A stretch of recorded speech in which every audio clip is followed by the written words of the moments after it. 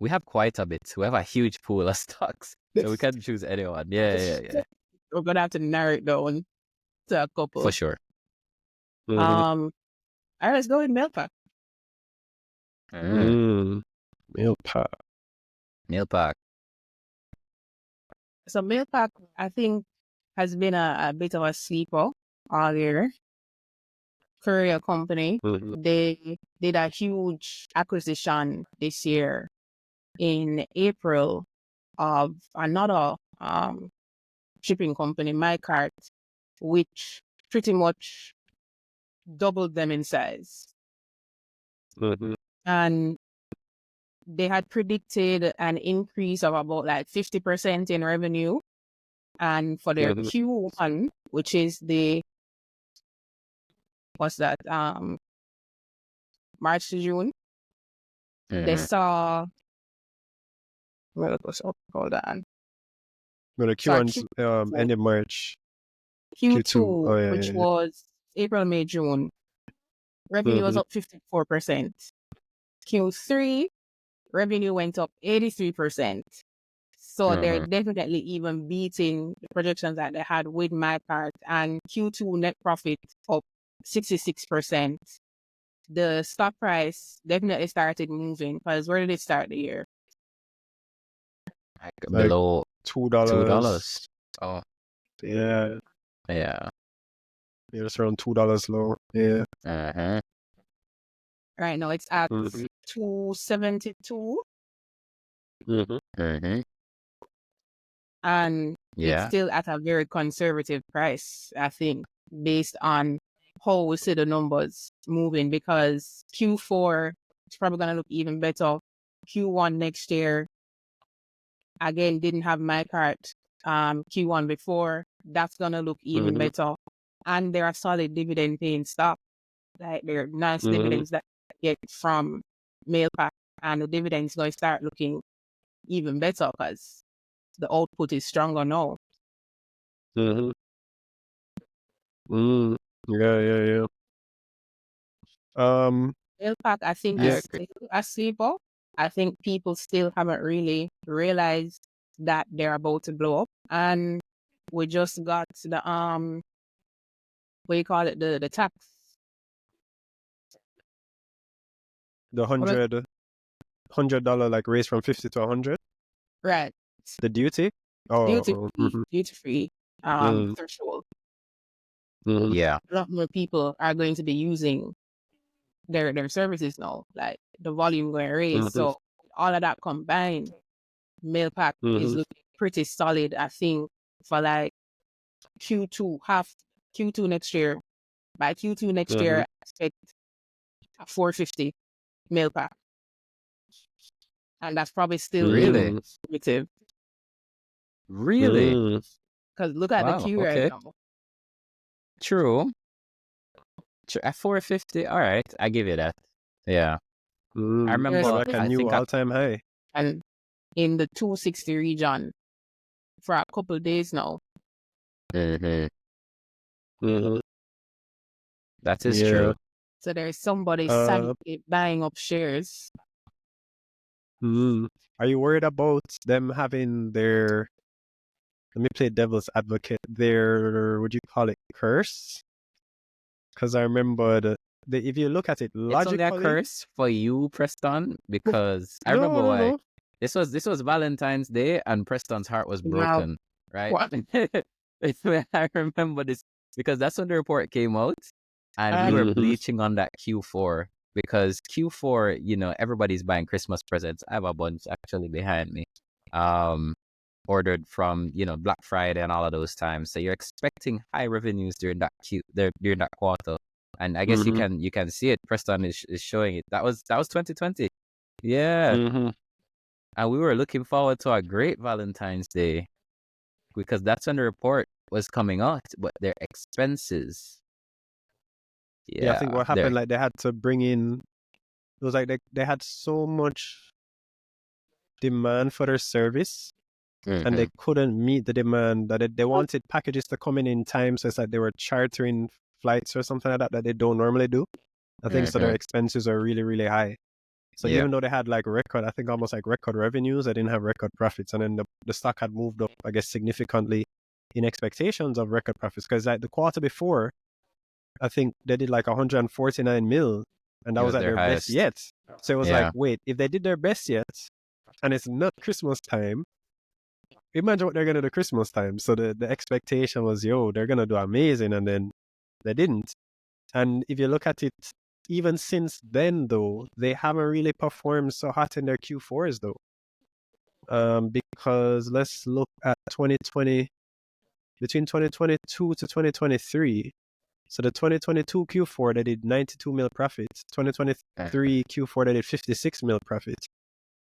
Let's look at 2021, 2022. 2021, 114 mil.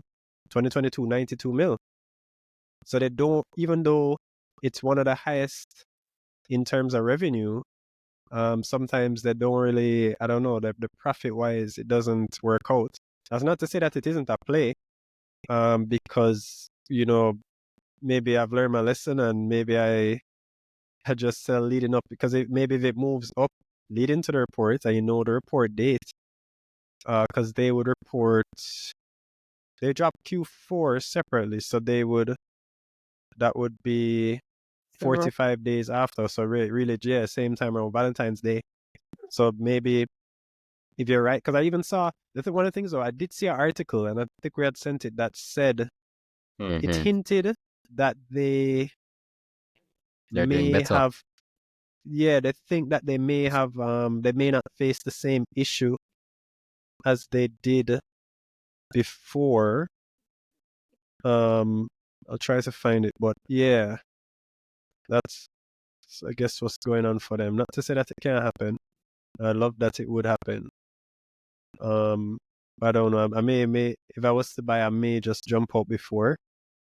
Because I was even kind of doing in my head, I'm estimates. like, yo, scared money don't make money, bro. But jumping out before, so yeah, because the thing is, so you have to know how to play a stock like that. Yeah, for sure. Because the thing that Shanice said, her timelines are different from what we were saying a couple of weeks ago about Mailpac, Preston, where, so one of the things I was worried about too is in the acquisition, right, of MyCart Express, what happened is they also got shares in Mailpac. And I had to, like, we don't really know that contract situation. Is there a vesting period? Can they just sell on the open market and flood the market? Which, those are some of my concerns. But based on the timelines, I think it was contingent upon them doing well up to a certain point or so on. So I think the timeline was like March and I was just like, in order to just eliminate that, I'll just be in and out long before that. Long before that risk was there, of the price tanking, long before even the risk of even seeing the report, and you just sell based on anticipation of the report being that good, just because people say, okay, we acquired this big company. I think MyCart Express was the second largest player in Jamaica. Mailpac was number one. So MyCart being number two, they just bought their competition. So they've gotten that much bigger. Yeah. So still a play. Pardon me? Repeat? I think it was like 130 odd mil. The deal. Yeah, I remember seeing that figure. Issue? No, how much they I have saw to that pay. figure in their report. Deal. I remember it's in their report. I remember seeing that in one of their reports. Was it their Q2 report or so on? I don't remember. Yeah, I'll check one of them. Yeah, but it was. I don't know. I agree with you, Shanice, when you said you have to know how to play Mailpac, because it's I think a tricky stock, but it's tricky. I mean, just based. I have Mailpac shares. Am I gonna hold it until the time that I spoke about? Unlikely. I'm probably gonna be in and out during that time. Yeah. You get how I trade stocks. Yeah. But there is, we can make our own Mailpac short term, and I still think it's gonna be good long term if you want to wait it out. If you want to play the game, it's not a bad idea to do it with Mailpac either. But they may not stop at just buying my cart. They could buy some other competitors. They're hungry for acquisitions. Kerry keeps talking about it. Yeah. I think Mailpac bought a company before this too. Was it around IPO time or before? Was it Global? Oh, trying to remember the name. But they have done. You're right. They have done. They're big on the acquisition strategy. So wouldn't surprise me to see them still buy. looking for more. Yeah. Hungry. I like it. Yeah. I wonder what's going on with Mailpac local, because I still see their Mailpac has that other part where, you know, it's like local distribution, that like groceries and those kind of stuff. I haven't been looking too heavily at that portion. It's mainly just the logistics. So I do need to do a deeper dive into Mailpac local to see if there's any growth there. But yeah, definitely one to watch. They do love to pay dividends, so people are like that. In fact, some of the ins and outs that we're talking about, when I even think about going back to indies, is those dividend plays. Like you'll see the price movement during dividend time. I used to do some dividend plays on indies. Yeah. I think the same can be done with Mailpac too. It can be done with Mailpac. It definitely can be done with Mailpac. If you watch it around the dividend announcements for the past couple ones. Okay. Yeah. Nice. Yeah. So I guess that's Mailpac. Another one to watch. Yeah. It's a Preston and so I guess trying to look for another stock I'm watching now. So we said dollar.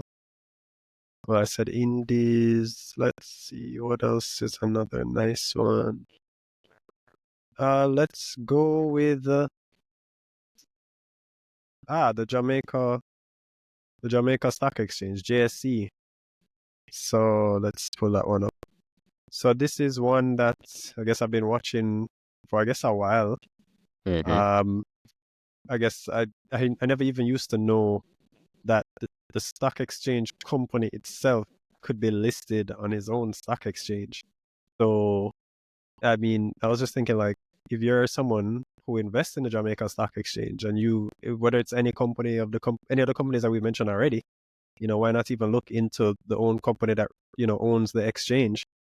One of the reasons I guess I've been looking at them is that I think they have shown that they are pretty resilient, because, you know, even in like pre-COVID, I think their best year was 2019 in terms of like their profit, right? And that was one of the years that I think we were like the best performing stock exchange in the world, right? And trading volumes were up significantly. So they actually for them. Yeah, like they actually break down in their financials how much money they make from the different. Yeah, they break down like how much money they make from. CES again. You guys remember? When was their last one? Increase in the I think that's almost 2 years, I think. Or like, you think there's another increase coming up? Could be, why not? I feel like it was like 2 years ago. January 2022. Yeah, it's about 2 years ago. That's good too. Yeah.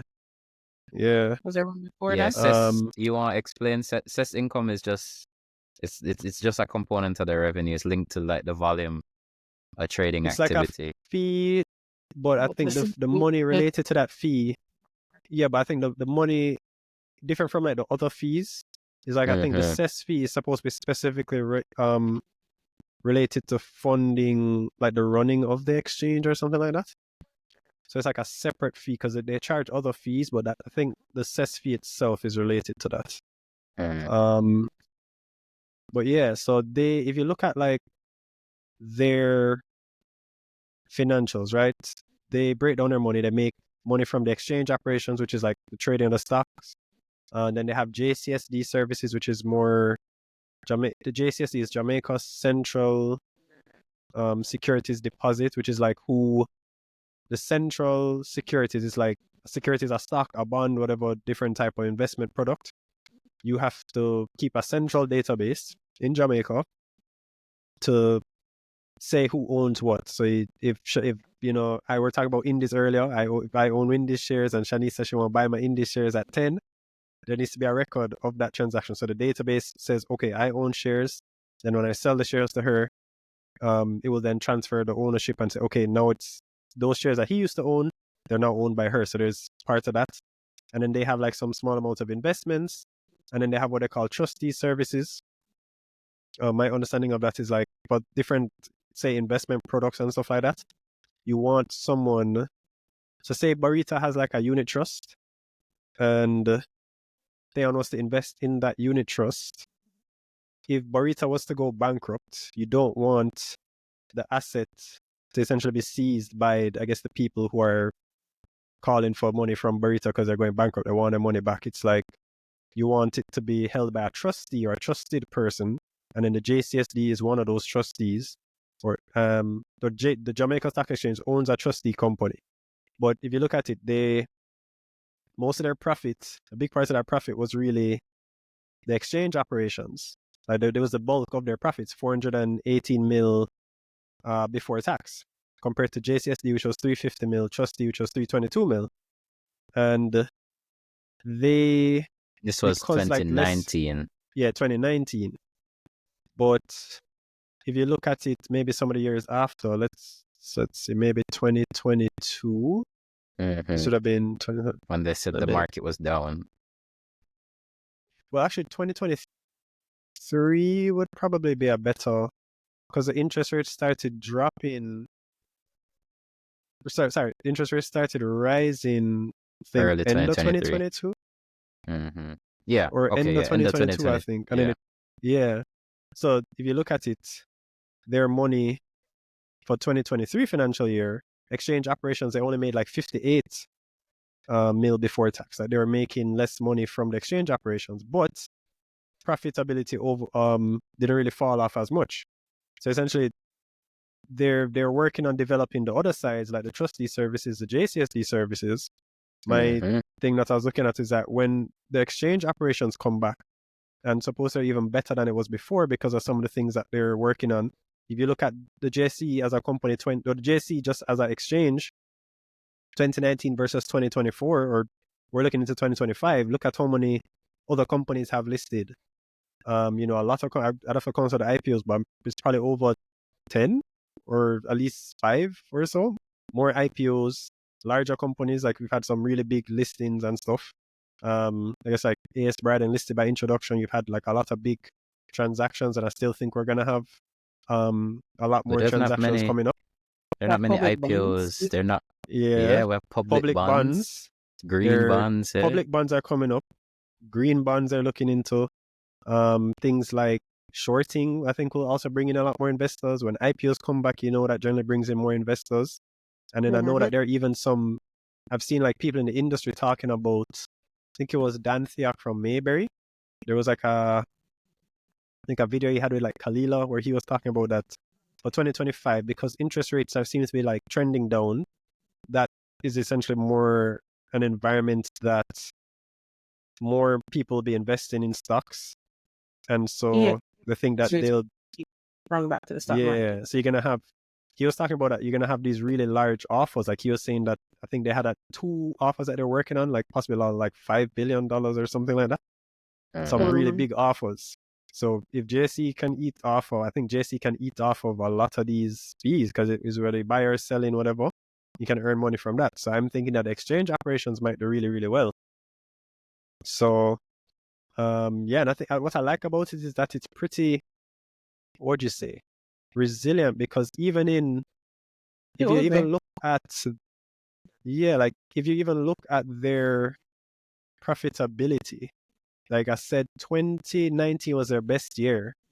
2020 did fall off a bit. So 2019, I did 519 mil profit. 2020, 406 mil. 2021, 497. 2022, 503. So even during times where, a lot of uncertainty and stuff like that, because it's the exchange, they can still make money. I So, I did 22. yeah. So Dollar dollar was JFP then? Learn? I think those were, yeah. So yeah, I think there were a lot that year. Treasury. There were a lot that year. So yes, and then the funny part is, remember JC? The JC is coming from. Let me see. This stock wasn't like the $30 or so at one point. It was like $10. No, it was when did it split? I don't know. Like this was before my. I don't. Well, based on this chart, did it? Yeah, I think it did split. Oh wow, this was. What date is this? 2016. Oh yeah, 2016. Oh wow, yeah, that's before me. Yeah, but yeah, I'm just looking at it that it's a crazy profit bit, and it was up to like 40 on time. Yeah, they traded as high as $40 1 cent. When it hit $. Yeah. I've been in this. So my thing is that I'm not saying this is a $40 stock, but even a $20 stock. Because if you look at, I guess, the level of profitability that they're making, then if some of these plans that they have working out, there could be even at $20. You're right now, the time we're recording, it's what, 12:36 today. And if you look at the queue, I saw it like last week. Yeah, I mean, if you look at the queue, it's like $13 you have to be buying at. And also the type of shareholders in this is like a lot of the brokers and stuff, I don't think this is like a big retail stock yet. I don't think it's a big retail stock. I mean, the time that it was a retail stock was 2019. For sure. Don't all the listed companies have to pay an annual fee to JSE? Yeah. Yes. You have to pay annual fee, yeah. And I think it's related to your market cap. Going to them. Yeah, and it's related to your market cap, So if you think if the interest rates continue to drop, and then you may start to see like more stock prices being higher, the higher there's like probably pull it up after, like there's a table where it shows you like how much you pay based on the market cap the value that you are within, like a band, like if you're within 5 billion to 10 billion, you pay this or whatever. Yeah, I remember seeing that. Yeah. So yeah, that's why I guess I'm watching it. I mean, even at if you're to do like, I guess, a price prediction, I think maybe in the next year this could be like a $20 stock. Yeah. I think 20 is. Yeah, I see it's at 22. I mean, I want to be. Let's be conservative. So yeah, I'll say 20. I think 20 is a good conservative, I guess, prediction. Because even right now, you can see the stock moving. I think it went as high as what this year, 52-week high, 1584. Basically 16. Yeah, basically 16. It was the other day. Yeah, because I remember when it flew a bit. That's December 4th. It dropped, and I caught some. And I caught some as well. Because I'm like, hey. I caught some. Learning from the master, Are these sold, Shanice, too? No, I still hold some. Oh, okay. I sold. I made like a 15% in a day play with it. And then I still have. Still holding. Yeah. Okay. Yeah, I think we'll look back at this, Thaon. Were you right to sell, or were you wrong? It's Friday? Well, I bought back in too. So I have an okay amount. Yeah. Well, not enough. I have a decent amount. It's never enough, unfortunately. That sounds greedy, but that's It's never. I think there's never time that I have enough of this stuff. Yeah. Yeah. Never enough. Not enough. Yeah. So that's one of my stocks to watch. They pay dividends too? I'm pretty sure they used to pay. They paid. Yeah, they paid. They paid 2 dividends this year. Is this our third dividend? Oh yeah, 2 dividends this year. Yeah. Mm-hmm. Q2 and Q3. Oh. They didn't pay 2 Solid stock. last year. Huh. Very solid stock. Paying 2 dividends this year, never pay. You only paid 1 last year. Wonder what that could mean. Interesting. Prosperous times. Yeah. Okay. I need to look back on it.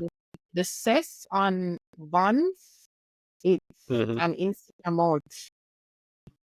Because I remember when I used to do those trades at Mayberry, I'm looking at the JC fee. It's some mad numbers. It's more than what it is today. Interesting. I don't quite remember how it is. They probably need to, I guess, detract people from trading the bond. Because the bonds aren't really traded yet. I look at some of them, no one really. Mayberry bonds trade so often. Yeah. I think the more of those we see, and I think Mayberry will definitely be pushing a lot more public bonds. I think they're talking about possibly doing a public bond with dollar. Possibly, like, at one point they were talking about it. I want to see those green bonds come in, yo. Because that's big money. That's billions of dollars from the US. Oh, yeah. Oh, wow. Article by David. Yeah. Yeah, JSE, definitely also on my watch list as well. I think we'll just move speedily because we're going far. I'm gonna gloss over one real quick, and I guess my stock is TransJamaica. Everybody knows TransJam. Everybody should know TransJam for you. And we did a whole Tickers episode on TransJam, so I'm not gonna go too deep into like what the stock does for money and so on. But it's the South Coast Highway, right? And they hit a peak of what? This is 483 recently. 498 is in terms of highest trade, yeah. Really? If you almost $5 performing stock this year at the start of the year, I wouldn't have believed it. But here we are. Same. I actually would not have believed it either. Preston and I would not believe, because it started the year like $2. You know, it's like $2. What's this? $2.60s. $2.60s. Can't believe that, and it's basically almost doubled. But yeah, when TransJam listed on the stock exchange, I think this is why we really and truly call you top striker. I remember you buying. You were like the only trade that day. Yeah. And you bought it like $1. I bought that stock at $1, and I immediately made 30% on the stock. Yeah. Damn. This is why you're top striker. In the same day. That was crazy to me. In the same day. Yeah. Damn, imagine you yield at $1 though. Like, it's insane. Like, wow. Maybe that is insane. Yeah, I'm like, yo, right now they pay. That'd be almost a 20% yield before fees. Oh, wow, that'd have been something else, man. Yeah. So I mean, I can only see them being more profitable. Right now, especially when Mandeville leg comes in and those revenues come in. I think it kind of just makes sense. Dividends going up next year. Dividends going up next year. Everybody. Supposedly. I had a question. Like, there was someone that I know owns TransJam, and I was asking him about it. I know that the prospectus does give some thing mention about the dividends, but at the range, it was really like a time range. So I was wondering, why did they think specifically? Like, was there a reason that unless I was missing something, was it like that it specifically was going to go up higher in 2025 and significantly higher versus? There are some bonds, I think, that were supposed to fully amortize around that time, if I'm remembering. Let me check. Because I see Because what I see here in the prospectus, they were saying between 2020 to 2025, an average of 5.3 to 8.7%. And then they said 24.5% yield to 35.8 thereafter. And then they say, oh, well, they give out price range. They said 2020 to 2036. I think the bond you're talking about was was it secured notes? Was something with like a big one, like 200 mil US at like some Singapore exchange or something like that. That one. I think that was related to like when they're listed. But I was wondering what specifically makes people say 2025 is gonna go up significantly versus if they're giving this range of 2020 to 2036. Why is it specifically going to happen in detail in the prospectus? What it's supposed to look like every year.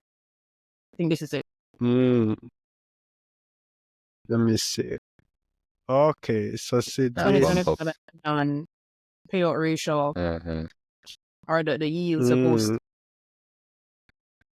But the thing is, aren't they already basically at that yield right now? Because how much is 20% at least listing at $1.40? $1.40. Yeah, how much are they at now? Let me see. Last dividend was an interim. Let's see. 0.1895 of 140. No, they're at about 14 or 13.5%. Okay.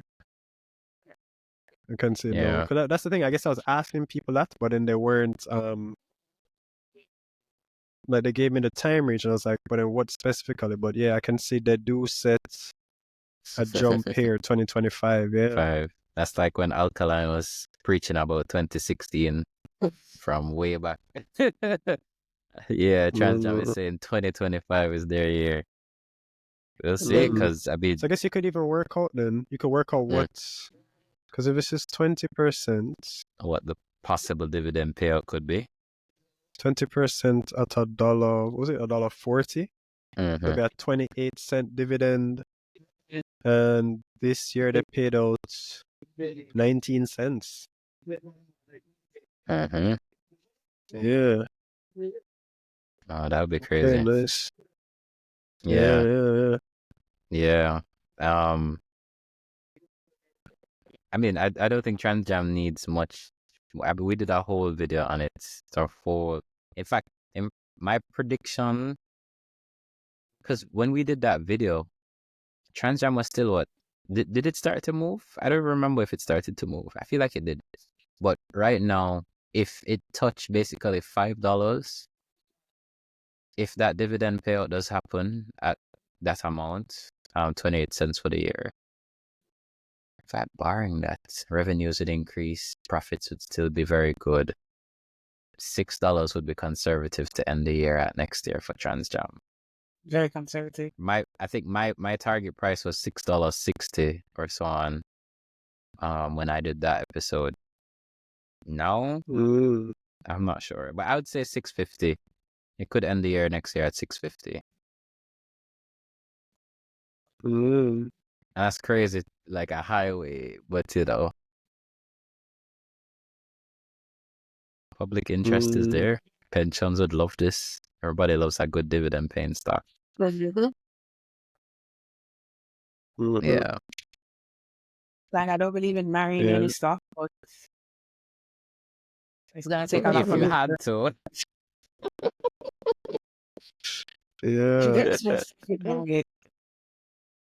Yeah. Yeah, fully I understood. want to hold your shares tightly. Yeah. Even now, the price has dipped back to below 420, and I was just like, wow. Panic settling in. It could even drop. It might look like it can maybe even drop a little. Yeah, because more. Even at this price, the PE is 11. Main market PE average we said was 22. It should be double in price by that logic. PE is 11.7. Q-wise, could actually drop. Look like it can. The thing is, the buy Q kind of. It's weak. Kind of like a weak still. Yeah. Yeah. $4 might be kind of like a new floor though. That's even $4. Not significantly. Let me check the queue Not again. I don't think so. There are a significantly. lot of orders at $4, even It though could they're maybe small. touch, like it could trade a little there, but I don't necessarily think it really would settle that there. I think it'd be more. I think $4 would be like a floor. I don't even think it would touch $4. It'd probably approach it, but I don't think it would touch it. You mean 410 the lowest, I think it would go before it starts to move again. I want to know what's going on with Mandible though. Expected around March. March? Because March they paid last year, or they considered. Yeah. That's when that would start. Yeah. 1st of March. Meeting and all of that. I want to know what's happening with Mandible Leg though. And we still haven't heard like a date. Oh, I drive on it all the time. They've been done. I'm not paying toll for it, so I just haven't heard. Wasn't it like December? Yeah, but I think they kept delaying it. it. Oh, did you say in December? Like this December? This December. Oh, I don't know. They kept moving the. They kept delaying it still, so I'm not even sure. I don't mind, as I drive on it too much. So keep it free. Right? Keep it free for another 6 months. The amount of money you could make in the stock versus how much money you save on the toll. Making this money on the stock now. Yeah, but I'm saying if they were to get like an extra, I don't know, 5-10%, I agree. what that could look like. But I don't mind the stock where it is right now. Right now, I'm trying to get as much as I can. So yeah. Yeah, I need some more for him. Should buy some. It's not enough. My holding is just not enough. Not for TransJam. Yeah. So yeah, that's TransJam. I don't think we should say much more on it. That's like a mic drop moment. Boom. Yeah, we'll move on. Walk off the stage. Any others you're watching? There are some honorable mentions. Wait, Shanice, should you did TransJam? I want to hear Shanice's recommendation or watch. Right. I will drop my somewhat conservative pick. Last M / conservative. So Lasco Manufacturing, a company that I also did not expect to be one of my best performing ones for this year, but it is. So a company we all know, most of us, probably all of us, use some of their products, and strong financials. They have a lot of plans. They're looking into developing their export line a lot more. They're spending money on new innovations with their facilities. They have a new beverage line that should be finished around August next year. That's going to increase the capacity by 40%. So that's going to be huge for them. PE right now, 12.25 times. And based on main market average, this being 18, it's underpriced. I do think it's underpriced at $7.47. I'm looking at this as a $11-12 stock with everything that they have in the plans and the numbers that they've been pushing out. They're also very cash rich. They're looking into doing a lot of acquisitions. They have a huge distribution deal on in the works right now with a US distribution company that they haven't released the name of as yet, but it pretty much sounds like it's a done deal. Where you saw that? Where you saw that? There was some forum investor briefing or something. I think there's a probably article Yeah, I out with see it it in an already. article. Don't want to release the name of who it is, but they're basically teasing it that this is going to be pretty big. And it's going to really, give them a deeper footprint in the US. Increase exports by 15% of the total revenue for next year. So this is going to be huge for LASM going forward. Okay, no, I didn't see this. We are at the point of signing a deal. We haven't quite signed it yet, but I think we are there. And this was October. Or was that a shareholder meeting? Guys, this is why we need to go to these AGMs for sure. They need to upload them. No, this is why they need to upload them. Yep. Agreed. And then Interesting. there is the elephant that's been in the room since they migrated to the main market, since both LASM and LASD migrated to the main market, which is why not merge the two companies? And it's not a yes, it's not a no, but it's the thing that everybody thinks make the most sense for both of the companies. They feed off each other. So LASD distributes for LASM, and LASM has a lot of cash on their hands. And we're looking at them like, what are you doing with all these billions of dollars that you're just sitting on? Who are you looking to acquire? What are you looking to do with it? LASD also has a lot of cash on hand, and they don't have any debts, which is a big thing for them. Why not merge? Yeah. It would make operations a lot more efficient. It would solve a lot of little small issues that they have, and it would blow up both companies. Now, if the merger happens, I think LASD stands to gain more in the short term for sure, because of the price that it is right now compared to the price that you're looking at with LASM. They're going to combine. The market is going to look at it and rush to the cheaper stock. Yeah. Yeah, I like that LASD has been falling. It was like $5 plus before. Right now. I always sort of have my finger on it ready to go. One thing we like about LASD is the top 10 in LASD, or even the fact that the people that run the company really and truly own the company. Yeah. So when you look at LASD, you'll see, I guess Preston is showing the board members, right? Outside of Lascelles, who passed, we have John Da Silva, CEO, who also owns. We have quite a few people that own LASD shares. And they've been, is this recent? I don't know if any of these are recent, Preston, if you can go back, like if anyone is buying. I'm pretty sure I remember seeing some change. Maybe I was looking too far back. Okay. But they also would stand to gain, and you see them holding LASD over LASM.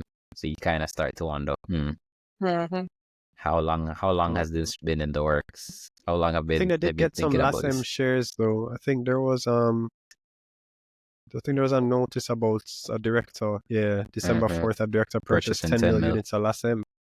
And I mean, if you look at Q right now, Q looks a bit crazy. It does. It does millions of dollars. Yeah, I wonder who is doing this. Like, who is this? Who's buying this? What do you know? Yeah. And why do you have just millions of dollars sitting down? Pass. This chilling. Yeah. How much money is this? Total? 28. There's four buy orders, each about 1 million units each, at $7.25 in the buy queue. Totals at 28 mil. Wow. How there's just so many companies, man. Like, how do you choose between all this? I don't want to spread myself too thin. Yeah. But to be honest, if you're a big enough investor, you don't actually even need to have the money. Like, your broker can just set that for you, if you're good for it. What do you mean? Like margin? as we're saying, who just have that money to be sitting down there like that. It's not necessarily actual cash that person has just sitting there. Oh, that makes sense. Yeah. And so if the order got filled, then the broker would charge you that? Yeah. You saying? Is there a name like for that kind of? Oh. Yeah, I was wondering if there's like a name for that type of product. Technically, I imagine. Okay. So then they probably charge you some amount of interest on, well, it's probably less than the full usual margin, though. If it whatever you and your broker negotiate. Yeah. Like, or if you are the broker. Different views for different people in this industry. What if you are the broker? It's also a thing. Interesting. Yeah, this merger. Okay. Oh, yeah. These. My thing, I guess, I just wonder when is it gonna? I don't know. I guess my fear is that maybe, it takes a while. I don't know what their timeline is. Yeah, so it could happen in the next year. But it could happen in, like, what if you're choosing? You're like, okay, should I buy Lasem, Lasdi, or maybe TransJam or something, everybody's favorite, and it's like, okay, I go choose to buy Lasem or Lasdi, or say, I don't know which one's going to be better. I say split my money 50-50 Lasem, Lasdi, and then you sit there, and then maybe in a year it goes up, like if they don't announce merger, because your play is more related to the merger, and I guess, the exports thing will take a while to kick off. Well, I guess maybe this US deal could, I don't know, but it may not, like, without the merger, it's probably not going to, like, move like a 50%, 100%. Still think last more so has for growth even without the merger, which is why bought the last over the shares. Okay, understand. I was literally today when we were talking, I was like doing up some comparisons, like trying to like do some numbers. I'm like, okay, should I do last time? Should I do last D? Like, I was trying to look into some of the things. I was saying, okay, how much is the top 10 own in both? Last what? I think M is the safer bet. Less M is fair. Okay, but then safer. Oh yeah, because you're saying safer because without the merger, you think it still will do better. That's potential, yeah. But then you're saying if the merger happens, like say the merger were to happen in a year, you think last D, you're saying I think could have a higher upside. Yeah. No, that's interesting. B, more than likely. Yeah, makes sense. And they probably would issue shares to last D shareholders, like issue shares in last M. Maybe get some cash and then you get some share. I don't know. Yeah, I don't know. Could do something like that as well. Yeah. Yeah, no, that's... I don't know. Like, how would I guess the play, you could... I guess your strategy, you could put your money in last M and then margin the last M, borrow money against it, and then so then maybe you put the money in like TransJam, and then that TransJam money gets the dividends, and then you use that dividend yield to then service a margin loan, and then maybe last time deal doesn't happen in a year, it happens in 2 years, but then at least you did something with that money. And then maybe last time appreciated like 10-15% without it. I don't know. And last time appreciated 20 a lot for me this year. As I say, it was one of my stocks. Yeah, no. Yeah. 45%. Nice. What's the average price then? My average price is $5 something. Nice. Wow. Okay. Yeah. About 5. Any others? That last time barely even exports right now, so that's just a great prospect. Because I think less than maybe about like 5% the export or less market is huge. Yeah, of their revenue. So I think a lot of the companies can really grow. With Synco, GK, all of them, they see it. Yeah. Indies, even Indies technically is exports. That's any others you guys are watching? Well, I guess it's probably my turn though. Yeah. One of the ones let's see. I would say Elite Diagnostics. So Elite is, I think, a pretty interesting company. They are one of the medical imaging companies. We did a stock review on Apex, their competitor. You guys should drop a comment if you think that we should review Elite Diagnostics, but they listed way before Apex, I think 2018. But at the time they were doing really well. But if you look at they have fallen off significantly since then. Like when they had listed, they were growing profits. The stock went as high as $6-7. And if you look at where it is now, it's like $2. And this is even from like $1.50 or so, because they were faced with a lot of issues for a lot of years. Their machines, their scanning machines, CT scans, MRI machines, they kept breaking down. So then if someone went to the place to come for a scan and then they're like, oh, the machine has broken down, person can't get the scan, they go to somewhere else, they miss out on revenue, they have to pay a lot of money to fix up the machine. So they were not profitable for a long time, and their profits are also very, lumpy. But they have been they brought in like some new management. They, I guess, have been trying to fix up the business, work on it. I think they instituted a whole committee that was focused on fixing the machine downtime. And they said that they have, I guess, seen some improvement in that. So I think for their, let's see, I think it was their quarter 4 for their last financial. Oh, oops, this is not loading. Oh yeah, it's not loading. Interesting. But I think if you look at it for I think it was their quarter 4 did actually pretty well, but it's not loading up now. But I forgot the JSE website. 1 sec. But yeah, I remember. I think their quarter 4 did pretty well. Their Q1 for the next one didn't do as hot as I expected. I think they had said like one of their machines had an issue and something, but they tried to rectify it and they hope to, I guess, improve on that. I'm trying to see, because when I look at it, if they were to kind of I know that no downtime at all is probably not, practical, because the machines, they say, are pretty complicated. It's very easy for it to go down. But I think the key thing is to not have prolonged downtime. So I found a Q4 report here. So this was for their quarter 4, which ended June 2024. So this would have been April, May, June.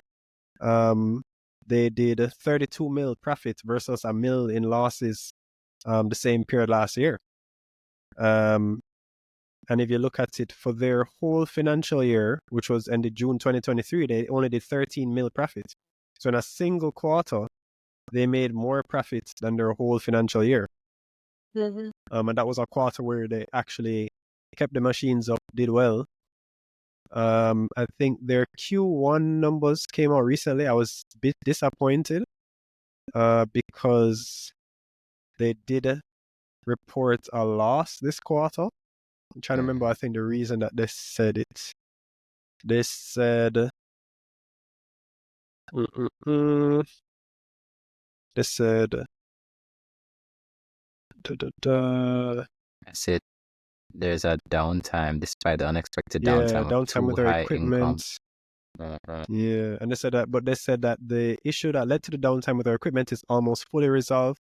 We anticipate that once the equipment becomes operational, we'll see a significant increase in revenue over the next 2 to 3 months. So I'm saying, for example, if they can do 30 mil in a quarter where things go right, what if they can kind of keep up this pace somewhat for a few quarters? They could be doing 30, 60 over could be doing like 100 mil profit in a year. And remember that this is on the background of their 2023 was 26 mil profits. Their 2022 was 13 mil. So that means their profits could essentially at least triple if they can kind of keep. And I think the sentiment around Elite is, hey, they've been doing really poorly. So it's like the stock has been kind of battered down. I think the problem right now, though, is that it's pretty, what would you say, illiquid. It's not very easy to get shares. You have to buy pretty slow. It's pretty easy to halt it, but I mean, the benefit of a stock like this is that breeze can blow and the price can fly. It's very easy. It's a very tightly held company too. I think the top 10 owns 76% of it, or 77%. So yeah, I think it's really just to see if management can work on some of those issues, because if they can really fix those issues and minimize their downtime, not maybe completely remove it, but just control it somewhat, this could be like a $4 stock. Very easy to send it to 4. I'm going to also play devil's advocate. I think my issue is just the risk of putting it into a stock that has that known track record of being inconsistent, where machines have been down, and then like, all right, let's say you do all this research and they fix the problem and you see that profit and you're like, yeah, this is time. And then you get hit with this new report that they made losses because the machine was down, because they kept, that keeps happening, you know. And even me as a doctor, like, all right, Preston, when you send people to do scans, do you send them to Elite or do you send them to Apex? And this is just you as a doctor. I always hear that from my doctor friends. That well, I mean, I'd more send. Oh, well, the thing is, I don't send anybody to a specific. I remember I used to work at like a review, so it's like I would just So I didn't really tell them like a specific place outside. I just say, hey, you can. Where do your patients normally go? UE. Okay, outside of UE. If they don't go to UE, where would they go? I've heard people go Elite, Apex. Trying to remember another name that I hear. I think my issue though is like Chris, even me as a doctor, I don't have Elite referral papers. I've sent a patient or two to Elite once. Yeah, this is just me, anecdotal report. I've sent a patient once to Elite and the machine was down. And I've never sent a patient back to Elite. Maybe a year ago. Recently? Oh. No, maybe a year ago. But I've never sent, and then I don't know doctors that send patients to Elite. Like we all send patients they get business to though. No, I'm not saying they don't get business. I'm not saying they don't get business. I just think, you know, the sentiment is just not like, it's not there. It's not there. But I mean, I guess if they are consistent, eventually the sentiment will increase. So it's not to say that they don't have potential. You're just right. Can they be consistent? So they have good people on board. They have good people in management. I remember when Stephen Gooden bought, and I was just like, yes, this is the turnaround of Elite. And I've been waiting years to still see that turnaround of Elite. I think he bought top 10 stake, above this price. No, I think he bought above this. He bought close to like $5, didn't he? No, it wasn't 5, but I think it was above this price. He didn't buy it like $4 something? No, it was like $2 something. No way. It was like $2 something. Way. I could be wrong. Yeah. Okay. I don't know. Elite. I am also watching Elite. I guess just because I know the business too. But I don't know. It's a bit too risky for my liking. Because I also did see that Q. I saw that loss and I'm just like, again, it's just like I've dropped the ball again. Wanna cry. It was not just them facing issues, you know, because Apex or IPCL, they get hit with the same issues, yo. It's just a nature of the business. It will just happen what's happening sometimes. Now though, in this space, the government cut that spending. So Shanice, in public sector, there's a subsidized rate for patients that are inpatient, you know, in hospital, in government hospitals and so on, where if they need a scan, the government will basically either subsidize or I think they'll pay for it. They'll pay for the scan. You just have to sign up like a claim form and so on. They get sent there to whatever private facility that has the scan, because maybe in-house they don't have like CT machines or MRI or whatever. So they'll send that patient to like an Elite and so on.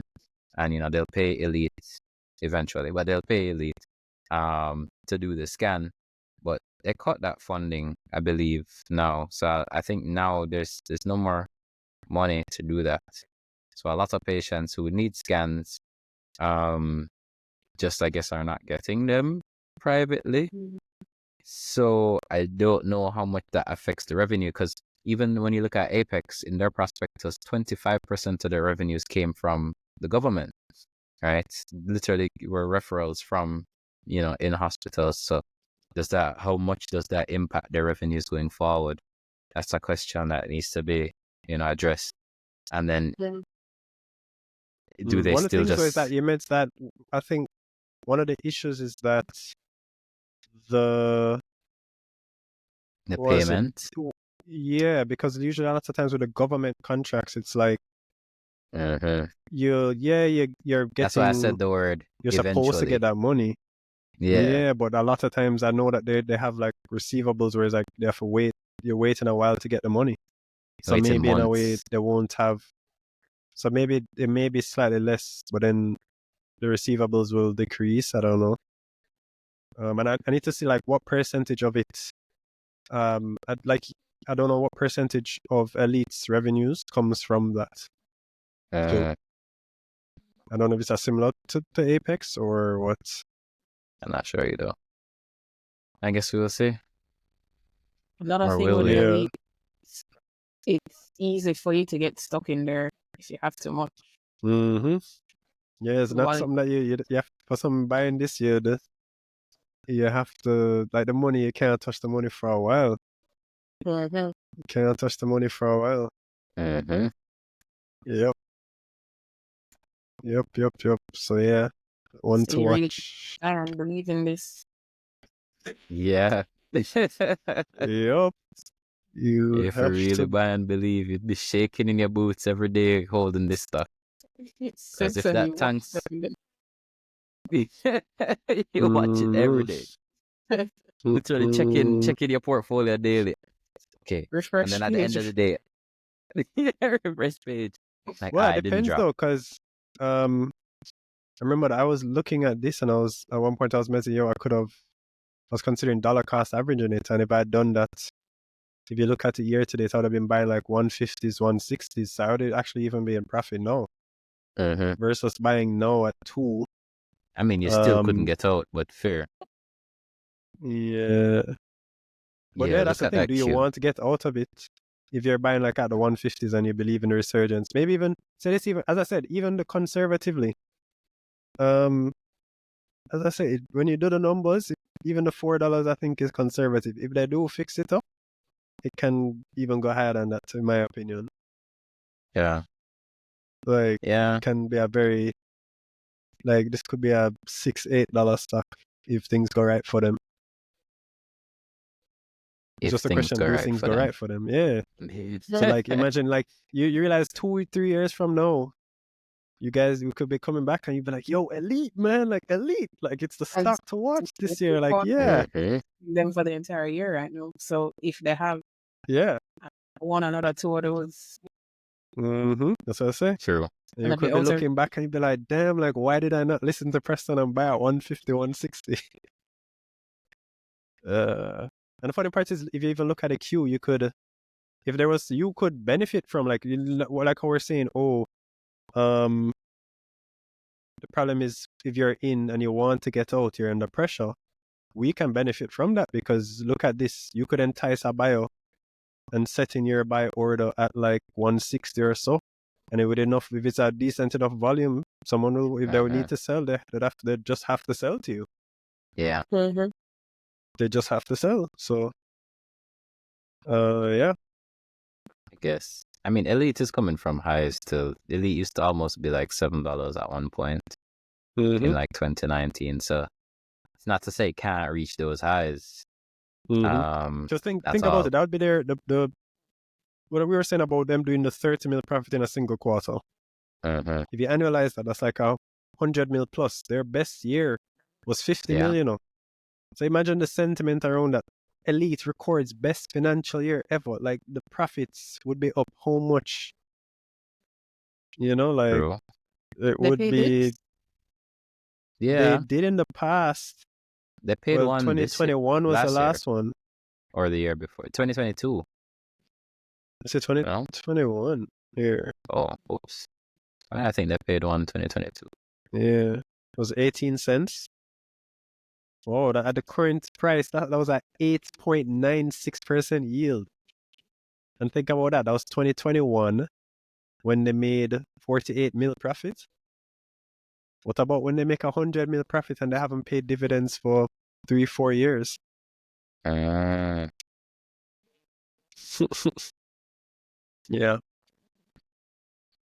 It's one to watch, man. It's one to watch. Facts. One to watch. I'm going to keep watching it. Well, we've gone through quite a bit of stocks. Guys, I mean, I haven't done any call to actions at all. I kind of set up myself. If you really love this episode, please leave a like and a comment. Please comment down below. What are your stocks to watch? What stocks are you guys watching? Also, what people watching? Yeah, because we might miss quite a few. I mean, Shanice said it like with TransJam. Yeah, we wouldn't see TransJam going this far this year. So leave your comments down below. We'd love to see. Anything you want to leave the people then with, Shanice? What else is there to say? Keep investing. It's there are ups and downs. We've seen it over the past couple of years. The market is starting to pick up back, I think. We see the interest rates are down. We're going to see a lot of big players flooding back the markets. A lot of the prices you see now, you're not going to see them in the early part of even next year. So if you're still on the fence about investing in certain stocks, get off it, just jump in, dollar cost average if you need to. But the market is going to be back to the levels that we were at when Jamaica had the best performing stock exchange in the world.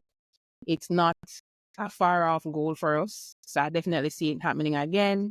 And you don't want to be the person who was just waiting for everybody to start talking about it again before you jump back in.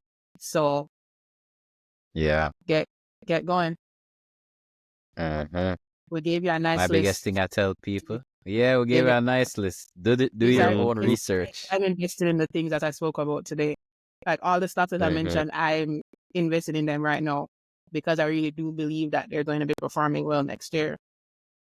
That is it. Okay, from the mouth of top striker Shanice. Thank you so much, Shanice, for always coming on the podcast. Thanks for the love your insights. Of course, should do this more often. And yes, guys, please leave a sub if you guys loved it. If you guys just liked it, a like will suffice. Thank you so much, and Limitless. Peace.